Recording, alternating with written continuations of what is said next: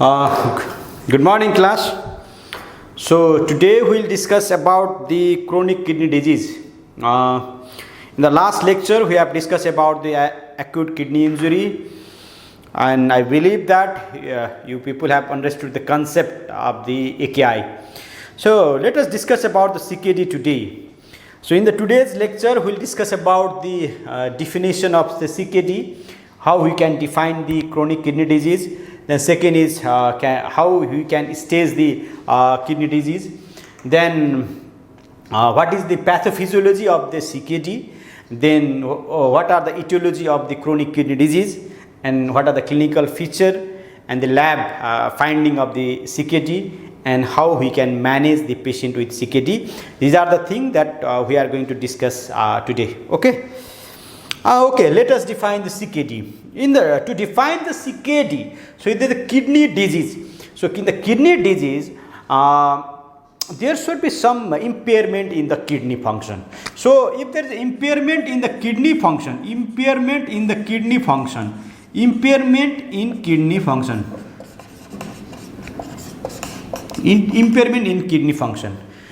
and then what define the chronic? If this impairment persists for more than 3 months, then that define the chronicity. If that more than 3 months, okay. So if someone has the kidney impairment and then that persists for more than 3 months, then we can say that that patient has the CKD. Okay, then we have to think what define the impairment in kidney function in day-to-day life.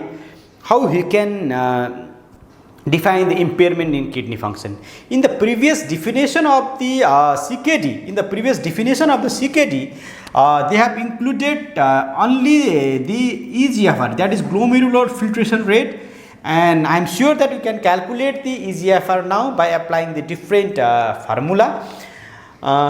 But the concept has changed now.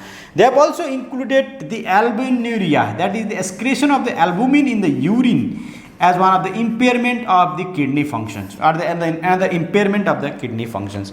So if there is a persistent albuminuria, if there is a persistent deterioration in EGFR, then we can say that CKD if that occurs for more than 3 months. Okay, so remember that value, 3 months. Okay. Okay, and now with this background knowledge, can you grade the CKD? In the previously, the grading of the CKD comes from only by the level of the estimated glomerular filtration rate. But as I have already told, they have also included the albuminuria part. Then let us see how we can grade the CKD. Okay, now in one column there is a EGFR value, that is written in ml per minute per 1.73 meter square. Okay, one is G1, now G1, G2, G3A, G3B, this is G, yeah, then G4 and G5. Okay.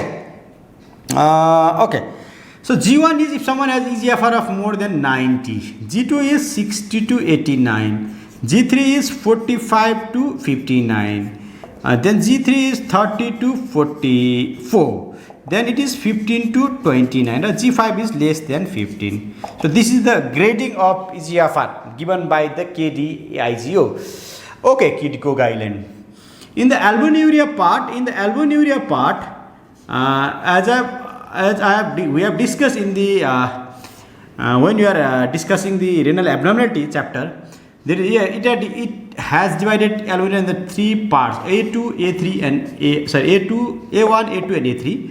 A2 is less than 30 mg per gram, which is minimal. This is 30 to 300, and this is more than 300 mg. This is mg per gram. Okay. So this comes in the range of microalbuminuria. This comes in the range of the macroalbuminuria. Okay, so you have to make a table like this. Okay, you have to make like a table like this, and when you are looking after the patient with CKD, then you have to do like this. Okay, So if someone has the EGFR of 40, okay, 40 where? 40, EGFR of 40, then it comes in the G3, okay, G3, and A2 of 150, then it come here. So it become G3B and A2 like that. So you can grade the CKD accordingly. So we have to include the EGFR as well as the albuminuria level, to stage the CKD. Okay. Okay. Then before going ahead, I want to tell about the ESRD. So because your teacher are fond of asking about the ESRD. Okay, what is ESRD? Like that. What is ESRD? So ESRD is the stage of the CKD, the condition in a patient with CKD where they require the renal replacement therapy for their survival. So that condition is called ESRD. So if someone required the renal replacement therapy for their survival, then that condition is called ESRD. Okay, in stage renal disease. Okay. So in pathophysiology wise, you have to understand the two concepts. One is inciting event, another is the progression. So kidneys might be initially healthy, but what is the inciting event? Okay, that may be the genetic component. Because there are different genetic kidney diseases. It may be the toxins. It may be the inflammation. It may be the vascular. So inciting agent may be anything. Okay, that cause the initial injury.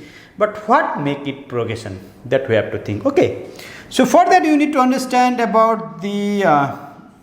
So I am trying to make the diagram of the 4 Bowman's capsule here.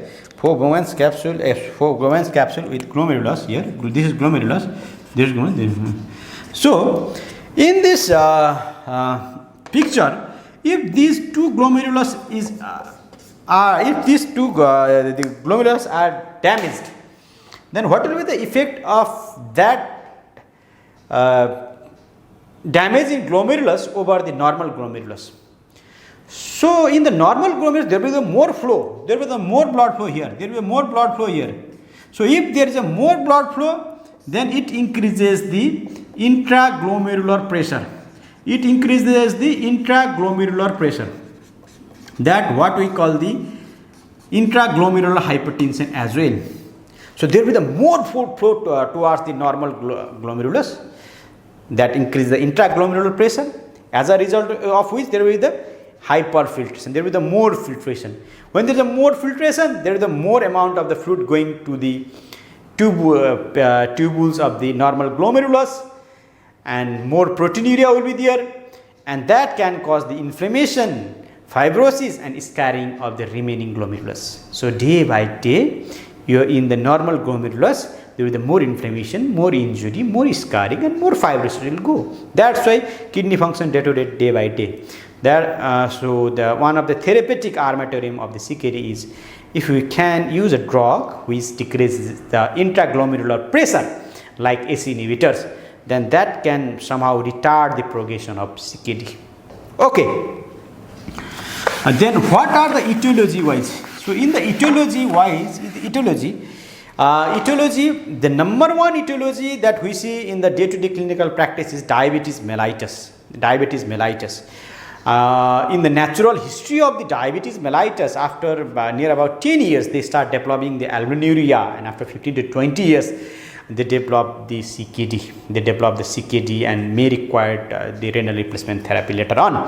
So diabetes mellitus is number one cause for the CKD. That's why please treat diabetes at the proper time. Second important cause of CKD is hypertension. If you are not controlling the blood pressure, then that can cause the CKD later on. Third one is glomerulonephritis, inflammatory type of glomerulonephritis. This is the third one, and fourth one is the genetic disease like adult polycystic kidney disease, which inherited as the autosomal dominant pattern. So this is another important cause of CKD. So these are the common cause of the CKD. There are other cause of CKD as well. But when your teacher asks you what is the most important cause of CKD, you have to tell, sir, it's the diabetes mellitus. It's a very, very important cause of the CKD. Okay.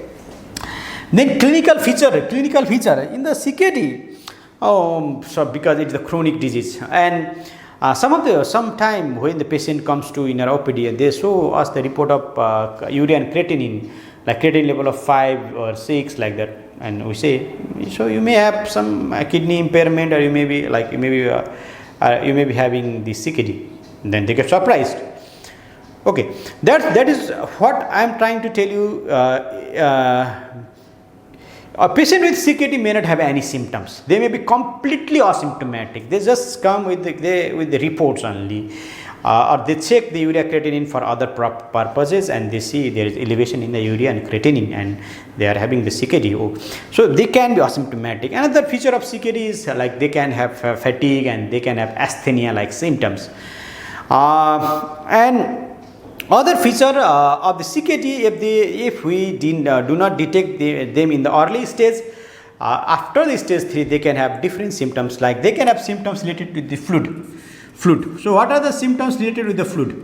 Okay, like they can have feature of the fluid overload, like they can have the anasarca, and they can have feature of pulmonary edema like shortness of breath and orthopnea and PND.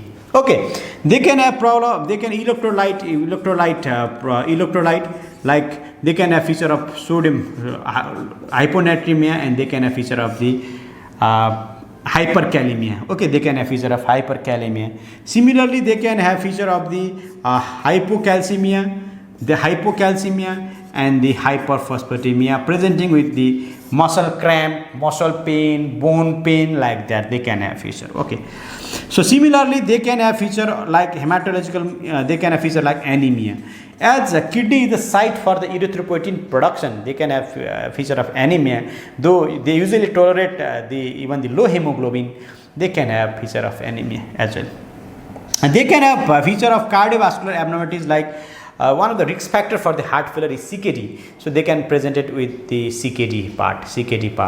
And that is, they can have feature of urea.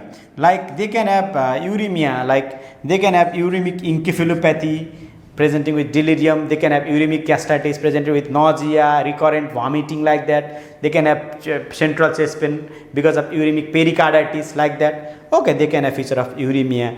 Similarly, they can have different dermatological manifestation like darkening of the skin texture. They can have so these are the common clinical picture of the CKD, but usually these are the clinical picture in the later stage of the CKD. So let us revise it again. So the patient with CKD may be completely asymptomatic. Okay, one. In the later stage of CKD, they can have symptoms related with the CKD complications, like they can have symptoms of fluid overload, they can have symptoms of hyponatremia, they can have symptoms of uremia, like uremic encephalopathy or uremic gastritis. They can have symptoms of the calcium and phosphate imbalance, like they can have muscle cramps, bone pain, like that. Okay. Then what are the lab tests you like to do? So definitely after doing urea and creatinine, we'd like to do the different electrolyte analysis like sodium, potassium, calcium, phosphorus, and the uric acid. It's calcium phosphorus. Similarly, we can do the uric acid because often there is a high uric acid level. Similarly, we have to do the CBC. And similarly, we have to do the urine ACR ratio, albumin creatinine ratio. Similarly, you have to do the urine REME. So urea and creatinine level may be the high.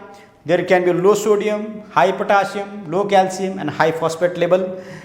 There can be high uric acid level because uric acid cannot excrete through the kidney. In the CBC, they can have the low hemoglobin. In the urine ACR, we have to check for the albumin creatinine ratio because whether there is albuminuria going on or not. and we have to see do the urinary whether there is infection going or not, whether there is a component of the glomerulonephritis or not, whether there is active cast or not. These are the things we often see. But one test that we should not forget is the ultrasound. Ultrasound kidney to look for the size of the kidney. So if the kidney size is shrunken, then it usually suggests the CKD. Usually suggests the CKD. Similarly, you have to do the one thing I forget is random blood sugar, because is one of the important cause of the CKD. So these are some basic tests of doing for the CKD. And if the kidney size is small, and if there is anemia, and if there is a calcium phosphate imbalance, then it usually suggests the CKD. This is how we test the patient with the CKD. Okay.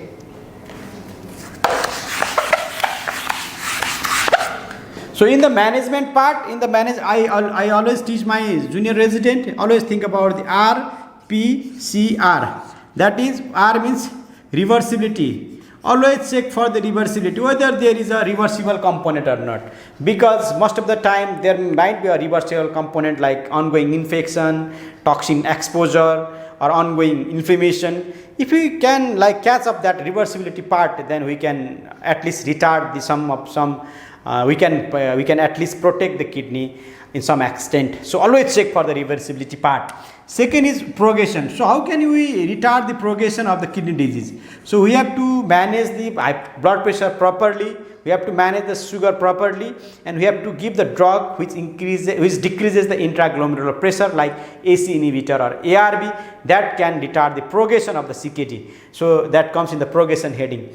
Similarly, complication part. So as I've already told, there are different complications of CKD like anemia. So if there is anemia, then we have to treat that anemia with erythropoietin or iron therapy. If there is a hypocalcemia, then we have to give calcium tablet. If there is a hyperphosphatemia, then we have to give phosphate binder. If there is a hyperkalemia, then we have to manage that hyperkalemia by restricting the potassium rich diet, and we have to give the potassium binder as well. So this is how we can manage the complication. If there is a fluid overload, then we have to restrict the fluid and salt, and we have to give the loop diuretics. If required, then we have to give the dialysis.